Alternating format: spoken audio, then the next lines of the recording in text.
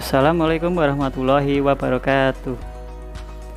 Di sini saya akan merefleksikan di pembelajaran 3 dengan judul kreatif dan inovatif. Perkenalkan, nama saya Rinaldo Kristiawan dari SDN Megaja 1, Kabupaten Sukoharjo, Provinsi Jawa Tengah. Di sini dari tujuan video ini, yang pertama adalah sebagai tindak lanjut dari pelatihan mandiri modul 3. Yang kedua, sebagai pengalaman setelah mengikuti webinar seri 2.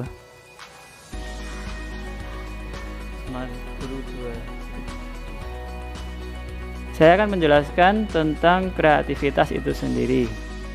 Ya, menurut KBBI, kreativitas adalah kemampuan untuk mencipta, daya cipta, ya, untuk diciptakan oleh manusia, ya, sebagai kreativitas yang sesuai pemikirannya. Kemudian inovasi, menurut KBBI, yaitu inovatif adalah mengenalkan sesuatu yang bersifat baru. Jadi tidak sebagai mencontoh saja, tetapi hal yang belum ada. Dari kesimpulan tersebut, dari definisi kreativitas inovasi, dapat saya simpulkan kreativitas inovatif adalah kemampuan untuk menerapkan kreativitas dalam memecahkan persoalan bersifat baru untuk meningkatkan dan memperkaya kehidupan. Perbedaannya yaitu dari kreatif dan inovatif, dari definisi saja, kreatif adalah kemampuan yang tindakan untuk memahami sesuatu yang tidak biasa atau orisinal. Kalau inovatif adalah implementasi dari penciptaan sesuatu yang baru yang telah memiliki nilai bagi orang lain. Kalau jenisnya tindakan, ya, dibedakan jadi tindakan. Kreatif itu adalah bertindak dengan menyampaikan ide-ide yang unik. Kalau inovasi itu adalah tindakannya mengimplementasikan ide-ide baru agar bisa dijalankan atau dikerjakan. Misalnya seperti barang-barang yang bekas dikaryakan atau didaur ulang menjadi sebagai serbaguna. Kemudian dari jenis terukur, yaitu kreatif itu adalah sulit untuk diukur, karena kreativitas itu banyak sekali macamnya. Kalau inovasi itu mudah diukur, karena inovasi itu adalah hal yang baru, ya. Kemudian tanggung jawab, dari jenis tanggung jawabnya, kreatif itu tidak dibebankan tanggung jawab karena hanya pemikiran atau ide.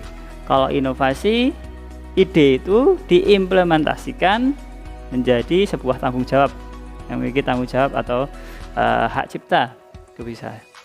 Kemudian dari jenis ekspresi, kreatif itu tidak semua kreativitas sesuai dengan inovasi, ya, tidak sesuai.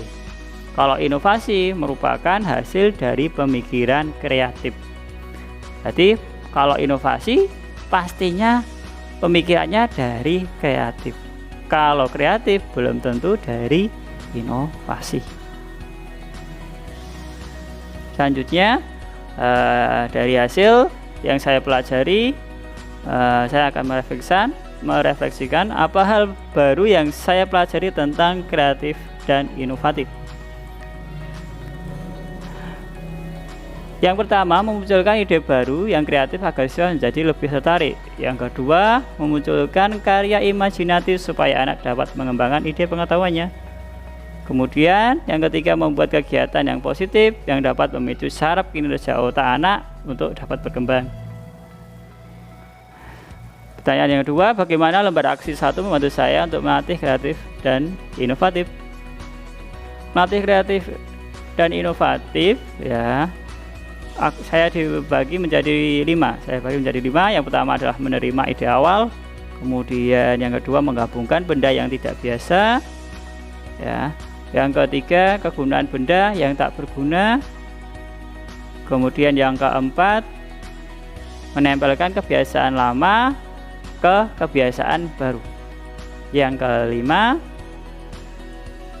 kalimat mendukung. Jadi dari 5 ini latihan dari kreatif dan inovatif, yang pertama itu memunculkan ide baru, ide awal yang akan dikembangkan, yang akan kita kerjakan, ide apa yang akan kita tuangkan, kemudian menggabungkan benda yang tidak biasa jadi supaya inovasi, dan kemudian kegunaan benda yang tak berguna, misalkan benda-benda yang daur ulang tadi kita olah menjadi barang yang guna. Kemudian yang keempat, menempelkan kebiasaan lama ke kebiasaan baru. Jadi menempelkan kebiasaan lama maksudnya kita mempunyai kebiasaan yang bagus untuk diterapkan di kebiasaan baru. Yang lama, kebiasaan lama, misalnya kebiasaan lama kita memilah-milah sampah, ya, memilah sampah yang bisa didaur ulang dan tidak bisa didaur ulang, kemudian kita bisa memanfaatkannya, misalnya seperti itu. Kemudian kalimat mendukung, jadi kita harus mengapresiasi hasil dari payah anak-anak. Selanjutnya, pertanyaan berikutnya ada tips saya untuk para pengajar menerapkan kreativitas dan inovatif. Yang pertama, melakukan diskusi kelompok. Jadi anak bisa diajak untuk berdiskusi kelompok untuk memecahkan masalah yang sudah diberikan, ya, untuk memecahkan masalah bersama-sama dalam sebuah tim, ya.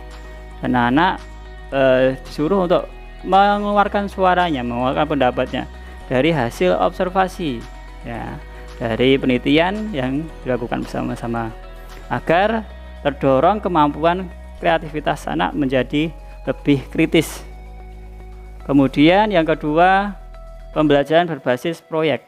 Pembelajaran berbasis proyek ini yang dimana daur ulang barang bekas menghasilkan barang yang bermanfaat dan mempunyai nilai jual.